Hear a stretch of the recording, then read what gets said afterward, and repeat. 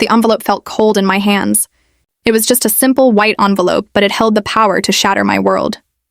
My daughter, my own flesh and blood, had just handed it to me with a look I'd never seen before.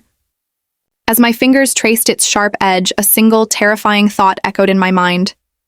This isn't a request. This is an ending. My life had not always been comfortable. For years I worked 2 jobs, my husband long gone, to give my daughter, Anya, everything she needed. We lived in a small apartment, but it was filled with love. I saved every spare rupee, dreaming of the day I could buy us a little house, a place with a small garden. That dream kept me going through countless tired evenings and worn-out shoes. When I finally managed to buy that house a few years ago, it felt like a miracle. It was my greatest achievement, my security, the proof that all my struggle had meant something. Anya was grown by then with a good job and a fiancé. I thought she was proud of me.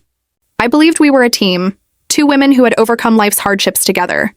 I see now that I was blind to the small changes. The way she'd comment on the neighborhood, saying it was beneath her new friends. The subtle hints about how a modern apartment would be a better investment. These were tiny cracks, but I chose to ignore them, putting them down to a young person's ambition. The trouble began after the engagement party. Anya and her fiancé Raj came over for dinner. The conversation was light until Anya put down her spoon and looked at me, her expression serious. "Ma, we need to talk about the house," she said. I smiled, thinking she was going to suggest a new paint color. But then she laid out her plan. They wanted to use my house as collateral for a loan to buy a much larger, more luxurious apartment. "It's the only way we can afford the one we want in the right area," she explained, as if it were the most logical thing in the world. I was stunned. I told her I couldn't risk my home, my only security. Her face hardened. "If you don't believe in our future, Ma, then maybe you don't need to be a part of it." And then she handed me the envelope. "This explains everything. Our decision is final." The love in her eyes had been replaced by a cold, business-like resolve. The daughter I raised had become a stranger holding a sealed verdict on our relationship. The following weeks were a slow, painful erosion of my peace. The document in the envelope was a detailed formal proposal from Raj's family. It outlined the financial plan, treating my home not as my home, but as an asset to be leveraged. Anya stopped calling. When I called her, her replies were short and clipped. "Have you thought about our offer, Ma?" she would ask, her tone devoid of its usual warmth. The pressure mounted subtly. Relatives began to call, saying things like, "You should support your daughter's dreams," and "A mother should want the best for her child." I felt cornered. I would sit alone in my quiet living room, the silence feeling heavier than ever before. I looked at the faded spot on the rug where Anya had spilled juice as a child, at the small crack in the wall we'd always meant to fix. These ordinary details of my life now felt like a fortress under siege. Every meal I cooked for one felt like a confirmation of my loneliness. This was the real cost. Not the money, but the emotional isolation. One afternoon, I was looking for an old photo in a drawer when I found one of Anya's old notebooks from her school days. A folded piece of paper fell out. It was a crayon drawing she'd made for me. A lopsided house with a bright yellow sun and 2 stick figures holding hands, one tall, one small. In her childish scrawl, it read, "Me and Ma in our happy home." I sat on the floor, the paper in my trembling hands. The contrast was devastating.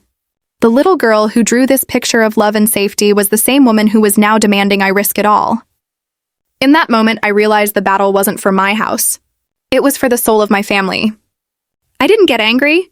I got quiet. A strange calm settled over me. I knew I had to protect myself, not with a fight, but with quiet, dignified action. I made an appointment with a trusted elderly lawyer, a friend of my late father. I explained the situation, my voice steady. He listened patiently and advised me on how to legally secure my property, ensuring it could never be used as collateral without my explicit documented consent. I also went to the bank and spoke to the manager, a woman my age.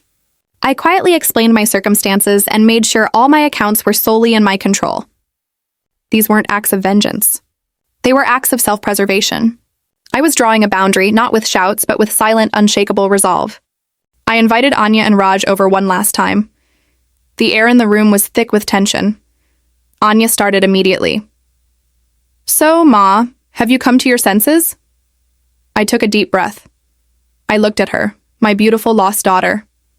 I slid a single folder across the coffee table. This is a copy of the legal document that secures my home in my name, and my name only, I said, my voice soft but firm. It cannot and will not be used for your loan. Anya's face contorted in shock, then anger. How could you be so selfish? She cried. I looked at her, my heart breaking but my spirit strong. No, Beta, I whispered. This house was built on sacrifice. What you are asking for is built on entitlement. I will not set myself on fire to keep you warm. The silence that followed was absolute. They left without another word, the unopened folder still lying on the table. It has been 6 months. The silence from Anya is the heaviest burden I carry. The house is quiet, but it is still mine. It is still my safe place. I tend to my small garden, and I have started having tea with the neighbors, building a new chosen family. I have learned that love should not come with an ultimatum. I left the door to my heart open for her, but I had to lock the door to my home to save us both from a worse fate. I miss the daughter I knew, but I cannot mourn the woman she chose to become. Sometimes the strongest love is a quiet, dignified no. If this real-life story resonated with you, please share your own thoughts in the comments below. For more calm, emotional stories about family and life, don't forget to like and subscribe. Thank you for listening.